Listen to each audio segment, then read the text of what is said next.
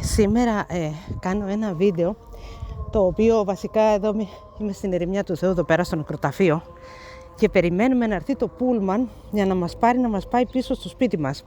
Το πούλμαν, το οποίο είναι από μια ιδιωτική εταιρεία κλπ.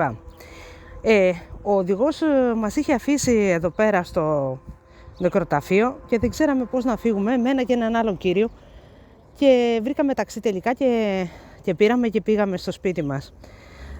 Ο οδηγός είχε φύγει πιο νωρίς από την ώρα του, δεν τον κάναμε τίποτα, γιατί λέμε μας φάνηκε και λίγο βλάκας, οπότε τι να τον πει στο βλάκα, να γίνει έξυπνος δεν γίνεται. Τέλος πάντων, παρόλο που του κάναμε παρατήρηση και του είπαμε ότι αυτό που κάνεις δεν είναι σωστό, ότι δηλαδή παρτάς τον κόσμο και φεύγεις, αυτή την ώρα πρέπει να φεύγεις, και είπε ναι εντάξει, γιατί του είπαμε και τι ακριβώς ώρα έφυγε, αυτός το ξανά έκανε.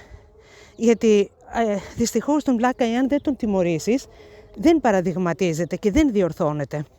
Το ξανά έκανε λοιπόν και ανέβηκε στο λεωφορείο μια γυναίκα, και η οποία έλεγε ήταν απελπισμένη, δεν είχε μαζί της λεφτά για να πάρει ταξί. Ο έξυπνος και πάλι είχε φύγει νωρίς, και ξέρω πολύ καλά ότι είχε φύγει νωρίς, διότι ήμουνα μέσα στο πούλμαν εκείνη τη φορά που έφυγε πάλι νωρίς, έφυγε 2-3 λεπτά πιο πριν.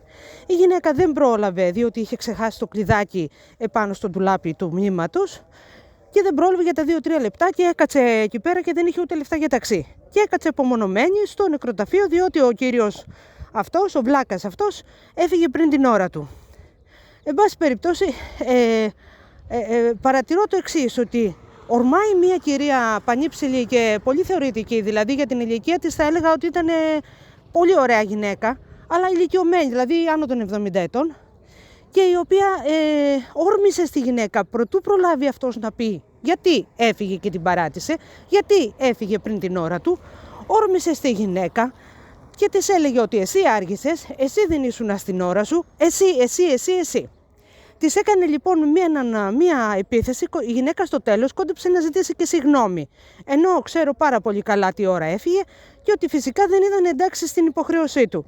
Αυτή η ίδια κυρία που είπαμε, αυτή η ωραία γριά ας πούμε, αυτή η ίδια είχε βάλει τον οδηγό να πει σε μια κυρία με την οποία καθόμαστε μαζί στη θέση του πούλμαν συνήθως, ότι να μην μιλάμε γιατί ενοχλείται. Σήμερα αυτή μιλούσε πάρα πολύ, άρα λοιπόν η δική της ομιλία δεν πείραζε. Εγώ καθόμουν με ένα κύριο σήμερα και μιλούσαμε για το συμβάν στην Εθνική Πινακοθήκη. Και αυτή πάλι πάει στον οδηγό και λέει κάτι στο αυτί του, και ο οδηγός κάνει παρατήρηση στον κύριο να μην μιλάει.